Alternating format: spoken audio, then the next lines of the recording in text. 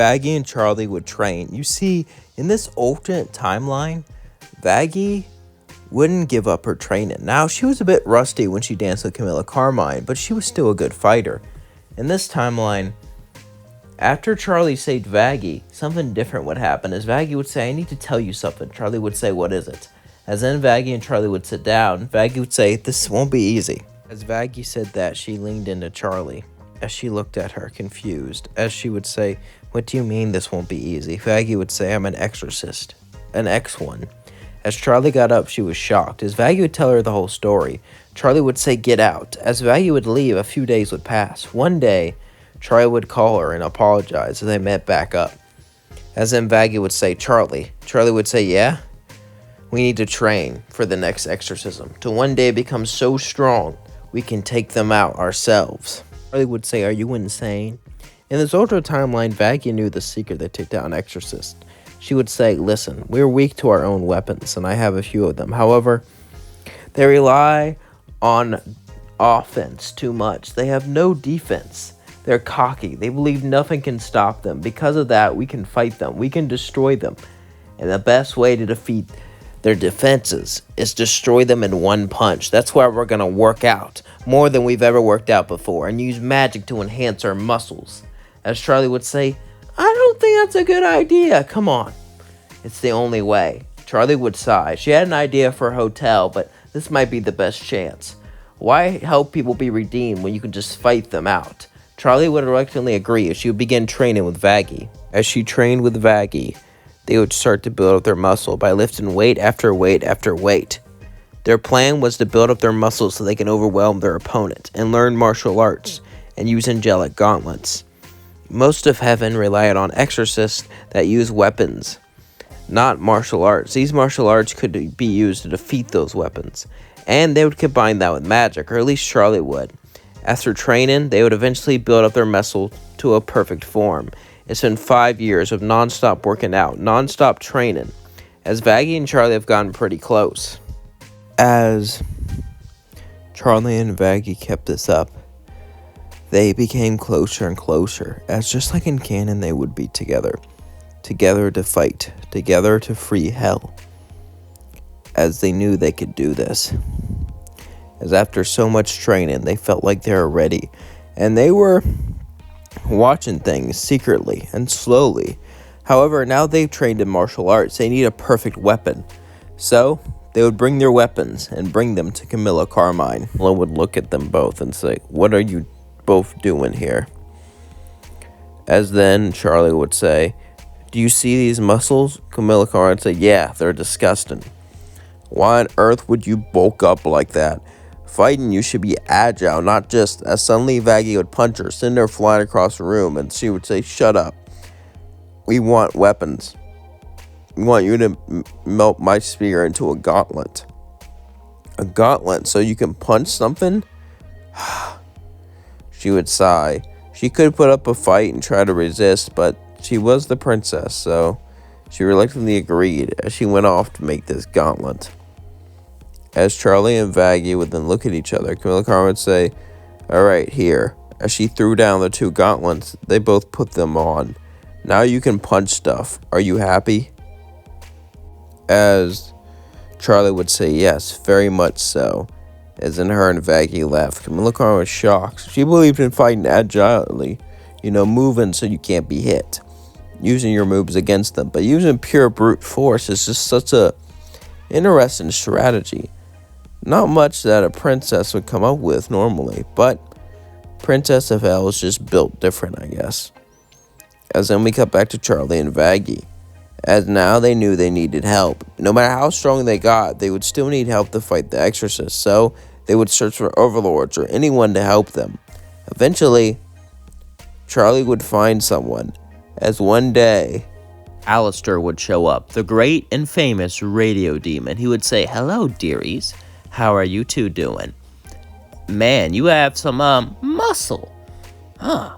You must be taking magic for that. Charlie would say, yeah, we're pretty bad, eh? I can, see that, Alistair would say, nervously laughing. So, you're the two muscular girls walking around hell, beating people up. We're not beating anyone up. That's not what the rumors say. What do you want?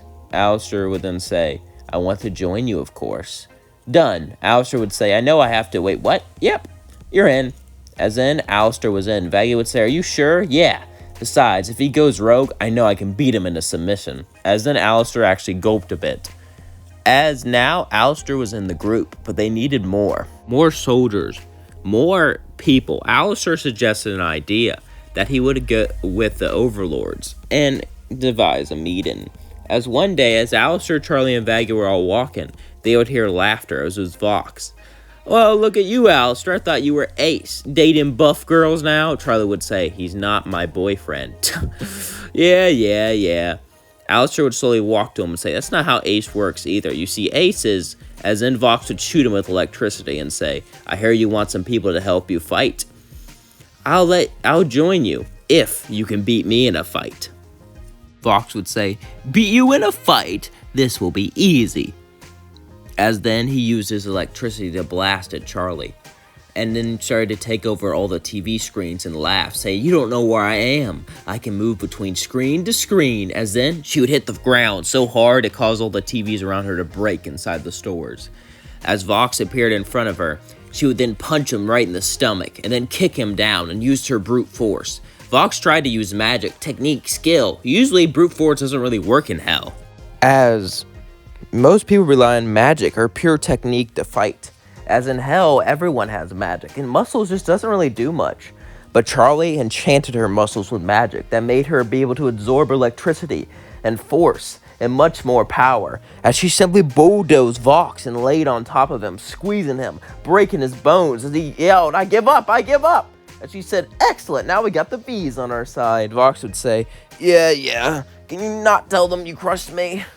As Charlie would say, sure thing, as then she laughed.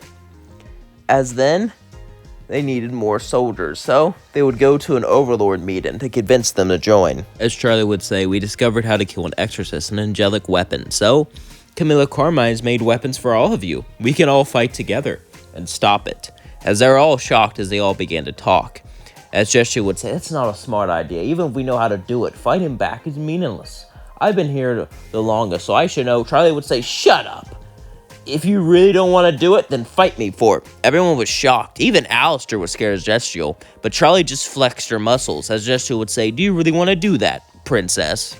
As Gestial would shoot fire, green fire, made from pure magic right at Charlie, but Charlie would use her magic bind to try to break it. So you enchanted your muscles.